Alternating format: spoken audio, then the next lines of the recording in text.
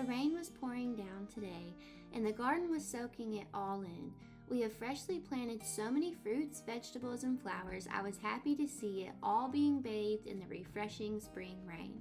This time of year, I love to sit out on the patio, drink my coffee, and get some reading in. It's little things like that that bring peace to my soul.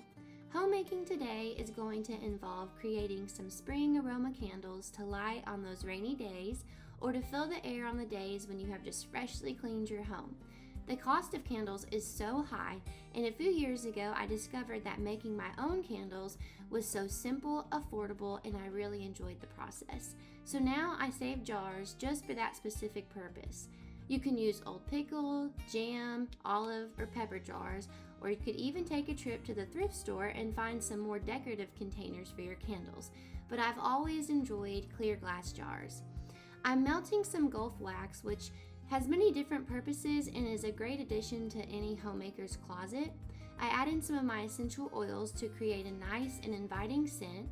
Pour into your jars and allow the wax to completely cool. It's nice to let them sit overnight and harden before you light them, but sometimes I'm just not that patient. I love using the wood wicks for my candles because on a quiet evening or during a nice soothing bath, the sound of the crackling candle is just so peaceful and cozy. We once again had a mountain of bananas that I needed to put to good use, so I found an old banana nut muffin recipe a friend had given me and decided to make a really big batch. I have a container I'm needing to return to a friend, and the saying goes, don't return something like that without there being a treat inside for them to enjoy. So they will get some freshly baked banana nut muffins. This is a simple recipe with ingredients that most likely are already in your pantry. I did double up this recipe because my kids love anything banana, and I knew I would be giving some away also, so I ended up with 36 muffins by doubling the recipe. For your dry ingredients, you'll need 4 cups of all-purpose flour, 2 teaspoons of salt, 2 teaspoons of baking powder, 1 teaspoon of baking soda. For the wet ingredients, you're going to take 2 sticks of softened butter and mix it with 2 cups of granulated sugar, and then you're going to add in 4 large eggs, but you're going to add 1 egg in at a time. And then whenever you go to combine your dry ingredients with your wet ingredients, you're going to alternate between the dry ingredients that you've mixed and then 2 cups of buttermilk. So you'll pour a little bit of the dry ingredients and then add a little bit of the buttermilk, but you'll need a total of 2 cups of buttermilk. And then once you've combined all of that together, you're going to add in your vanilla.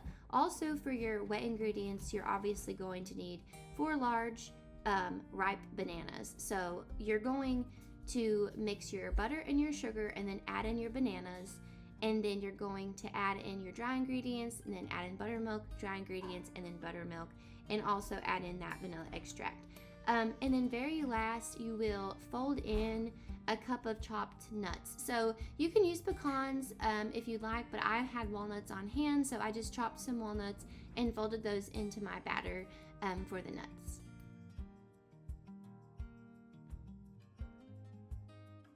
A few other options for adding into banana nut muffins. Like I said, you can add in the walnuts or you can add in pecans.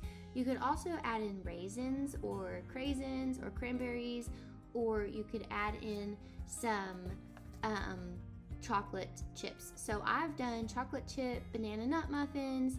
I've done chocolate chip raisin banana nut muffins. So really just anything like that that you could throw in to your muffin mix that you think would taste good.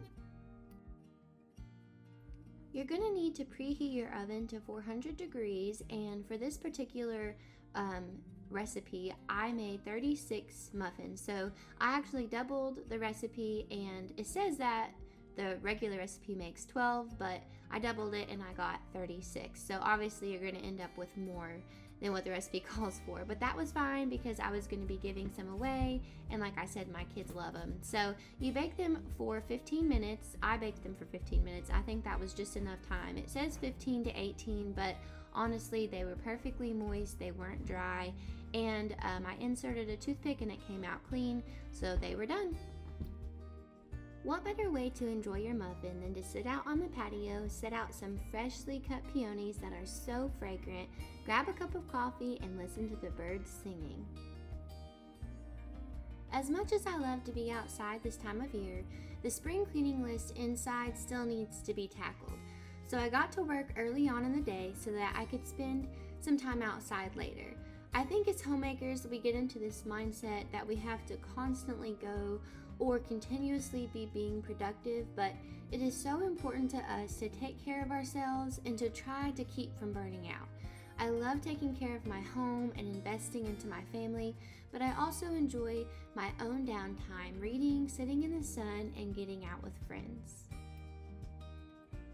I try to keep my home simple and more minimal, but I do switch out my decor pretty frequently just to give us a nice change. Most of the time I switch out our decor seasonally.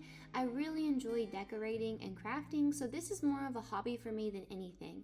And of course, this time of year I love to go to the greenhouse and just check out all of the different plants that they have and make up a lot of the different planters just to sit around outside.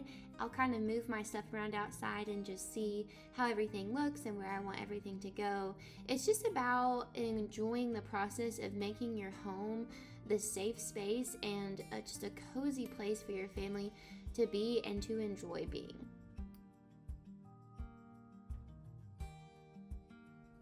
My husband built this bookshelf for our kids a few years ago. He has his own sawmill and chops a lot of trees down here on our property, so we do have a lot of wood. This is just a rough cut rustic shelving unit, and I absolutely love it. I actually want him to make me another one to put my own books on. I just think it's really pretty and rustic, and it goes well in the boys' room. Our huge bay window, it just seems like it always gets fingerprints and everything else all over it. And one of the ways I really like to clean naturally is to use just rubbing alcohol and water mixed together. It's a really great window cleaner. And then also I use a lot of vinegar, baking soda, and Dawn. So those are just a few little tips about cleaning your home in a natural way. I'm so happy that you all were here with us today. I hope you enjoyed the video, and I would love for you all to like and subscribe to our channel. Have a great day.